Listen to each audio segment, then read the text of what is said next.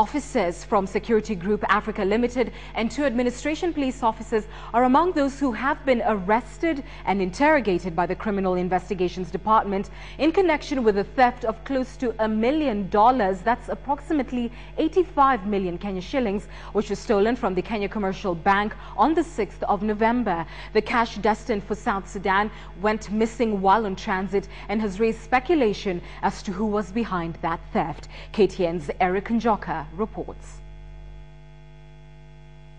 Late evening, November 6th, a Security Group vehicle exits the Kenya Commercial Bank in Nairobi's Moi Avenue, headed to the Security Group Limited offices on Mombasa Road. In its trunk, a consignment of $2.5 million, 300,000 euros and 100,000 British pounds, all destined for Juba, South Sudan. The cash was being transported to the office's storeroom for an overnight stay.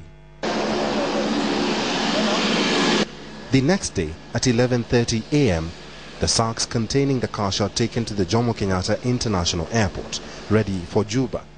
On arrival in South Sudan, the bags are received by the SPLM soldiers and officers from the Customs Department and quickly rushed to the KCB Juba branch. But on arrival, KCB notices an interference and several notes missing. According to the bank, $1 million could not be accounted for. Sources have disclosed to KTN that the bags were torn open and a few dollars plucked and the bags sealed.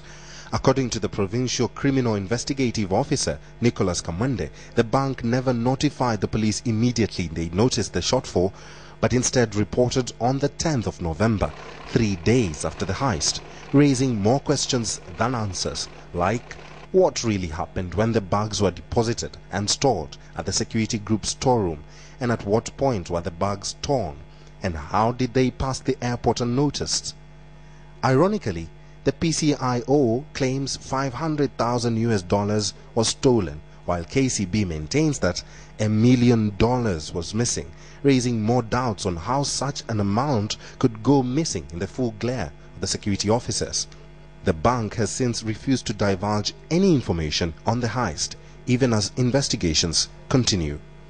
Eric Njoka, KTN Prime.